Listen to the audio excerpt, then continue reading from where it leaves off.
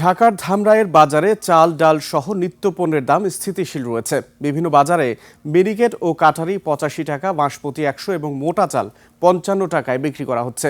ডালের দামও অপরিবর্তিত রয়েছে। সবজির বাজারে আলু 20 টাকা, পেঁয়াজ 45, কাঁচামরিচ 100, গাজর 40, শিম 40 ও টমেটো বিক্রি হচ্ছে 60 টাকা কেজিতে।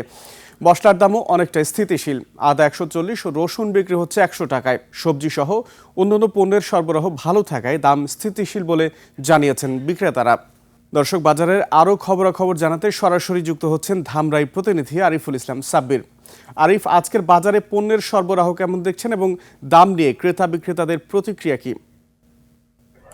সুমন, আপনাকে ধন্যবাদ। আমি কিন্তু এই মুহূর্তে রয়েছি ধামরাইয়ের একটি বাজারে। আমি কিন্তু সকাল থেকে দেখেছি এই বাজারগুলোতে কিন্তু শীতকালীন সবজির একটি সরবরাহ রয়েছে। আমরা কিন্তু এই বাজারগুলোতে ঘুরে দেখেছি যে আপনি যেমনটি জানাচ্ছিলেন যে চাল কিন্তু বিক্রি হচ্ছে 80 থেকে 85 টাকা এবং যেটি মিনিকেট চাল সেটি কিন্তু 80 থেকে 85 টাকা। এছাড়া চিকন চাল যেটা 28 এবং 29 জাতের সেটি বিক্রি হচ্ছে 60 থেকে 60 টাকা করে। এছাড়া মোটা চাল যেগুলো সেগুলো বিক্রি হচ্ছে 55 থেকে 56 টাকা। এছাড়া চিকন ডালের বাজারে আমরা দেখছি যে চিকন মসুর ডাল বিক্রি হচ্ছে 170 থেকে 80 টাকা, মোটা মসুরি ডাল বিক্রি হচ্ছে 90 থেকে 100 টাকা। এছাড়া বুটের ডাল বিক্রি হচ্ছে 50 থেকে 60 টাকা করে। আমরা কিন্তু সবজির বাজারে দেখেছি আলু বিক্রি হচ্ছে 20 টাকা করে, পেঁয়াজ বিক্রি হচ্ছে 45 টাকা, কাঁচামরিচ 100 টাকা এবং শুকনা মরিচ বিক্রি হচ্ছে কিন্তু 300 টাকা করে।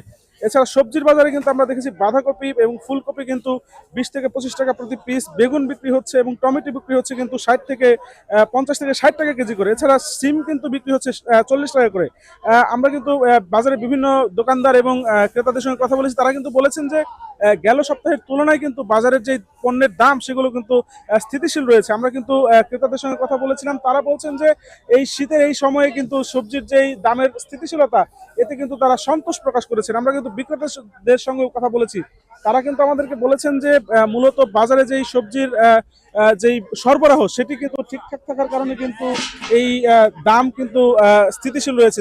তবে তারা কিন্তু একটি শঙ্কা প্রকাশ করেছেন যে এই আগামী সপ্তাহের পরে কিন্তু গিয়ে শীতকালীন সবজির যে সরবরাহ সেটি কমে আসলে কিন্তু এই পণ্যের দাম বৃদ্ধি পেতে পারে। আমরা কিন্তু ক্রেতাদের সঙ্গে কথা বলেছি। তারা বলছেন যে পণ্যের দাম যাতে বৃদ্ধি না পায় সে বিষয়ে কিন্তু সংশ্লিষ্ট যারা রয়েছেন তাদের যাতে একটি নজরদারির বিষয় তারা দাবি জানিয়েছেন। তবে আমরা কিন্তু এই বাজারগুলোতে ঘুরে কোথাও কোনো ধরনের যে দামের তালিকা সেটি কিন্তু আমরা দেখতে পাইনি। আমরা কিন্তু এছাড়া প্রশাসনের যে নজরদারি সেটিও কিন্তু আমরা দেখতে পাইনি।